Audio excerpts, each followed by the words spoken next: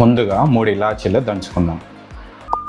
ఆ తర్వాత 1.5 ఇంచుల అల్లంని దంచుకుందాం. అల్లం చాలా ఫ్రెష్గా ఉండాలి. 200 ml వాటర్ పోసుకుందాం. ఇందులో దంచుకున్న ఇలాచీ అల్లం వేసుకొని 2 నిమిషాలు మరిగిస్తే చాలు. ఆ 2 నిమిషాలు మరిగిస్తే అల్లంలో ఉన్న సారం మొత్తం వాటర్లోకి వచ్చేస్తుంది.